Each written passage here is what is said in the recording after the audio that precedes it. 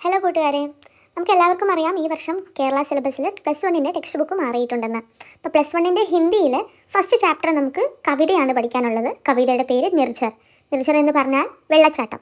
ഈ കവിത എഴുതിയിരിക്കുന്നത് രാംകുമാർ വർമ്മയാണ്. रामकुमार वर्मയെക്കുറിച്ച് ടെക്സ്റ്റ് ബുക്കിൽ കൊടുത്തിരിക്കുന്നത് നോക്കൂ. उनका जन्म 1905 में सागर मध्य प्रदेश में हुआ था. अंजलि, हिमहास, निषेध उनकी प्रमुख रचनाएं हैं. कविताएं, एकांकी और आलोचनाएं लिखी हैं उन्होंने. उनको प्रमुखता पद्म भूषण और देव पुरस्कार प्राप्त है और उनकी मृत्यु 1990 में हो गई थी. നമുക്കിനി കവിതയിലേക്ക് കടക്കാം.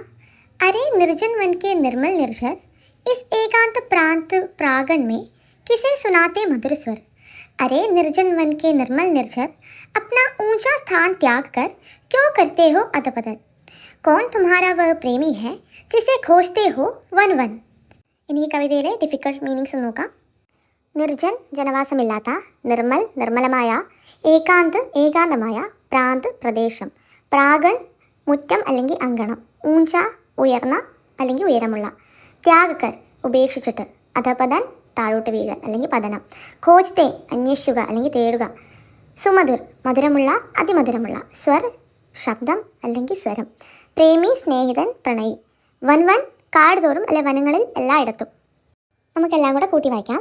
അല്ലയോ ജനവാസമില്ലാത്ത വനത്തിലെ നിർമ്മലമായ വെള്ളച്ചാട്ടമേ, ഈ ഏകാന്തമായ പ്രാന്ത് പ്രകാണെന്ന് ഉദ്ദേശിക്കുന്നത് ഏകാന്തമായ വനത്തിനെയാണ്. അപ്പോൾ ഈ ഏകാന്തമായ വനത്തിൽ നീ ആരെയാണ് നിൻ്റെ സുമധുര സ്വരം കേൾപ്പിക്കുന്നത്? അല്ലയോ പരിശുദ്ധമായ വെള്ളച്ചാട്ടമേ, നീ എന്തിനാണ് ഉയരങ്ങളിലെ സ്ഥാനം ത്യജിച്ചിട്ട് ഈ താഴേക്ക് വന്ന് അധപതിക്കുന്നത്? ആരാണ് ആ പ്രേമി? ഏത് സ്നേഹിതനെയാണ് നീ ഈ വനങ്ങളിലുടനീളം അന്വേഷിച്ച് നടക്കുന്നത്? ഇവിടെ വെള്ളച്ചാട്ടത്തിന് തന്നെ നഷ്ടപ്പെട്ടു പോയ പ്രണയത്തെ അന്വേഷിച്ചുള്ള യാത്രയെക്കുറിച്ചാണ് രാംകുമാർ വർമ്മ പറയുന്നത്. അതിലൂടെ വെള്ളച്ചാട്ടം സഹിക്കുന്ന ത്യാഗവും സഹനവുമാണ് ഈ വരികളിലൂടെ കവി സൂചിപ്പിക്കുന്നത്. ബാക്കി പോർഷൻ നോക്കാം. വിരഹ വ്യഥാമേം അശ്രു ബഹാക്കർ ജൽമയ കർ ഡാല സബ് തൻ ക്യാ ധോനെ കോ ചലെ സ്വയം അവിദിത് പ്രേമി കെ പദരജുകൾ. ഈ പോർഷനിലെ കുറച്ച് ഡിഫിക്കൽട്ട് വേർഡ് മീനിങ് നോക്കാം.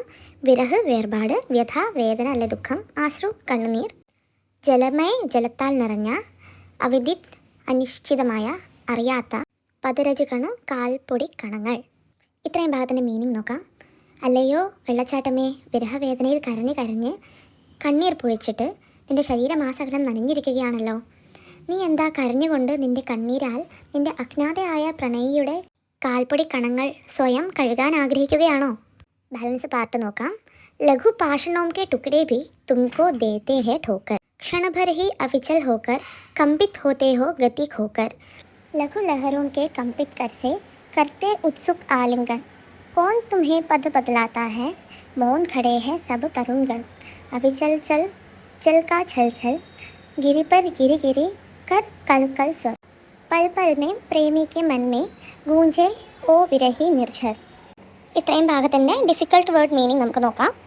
ലഘു ചെറിയ, പാഷൻ കല്ല്, ടുക്കടെ കഷ്ണങ്ങൾ, ഠോക്കർ ഇടർച്ച തട്ടൽ, ക്ഷൺഭർ ഒരു നിമിഷം, അവിചൽ അചഞ്ചലമായ, കമ്പിത് വിറയുന്ന, ഗതി ചലനം അല്ലെങ്കിൽ വേഗം, ലഹർ തിര, ഉത്സുക് ആകാംക്ഷയുള്ള, ആലിംഗൻ ചേർത്ത് പിടുത്തം.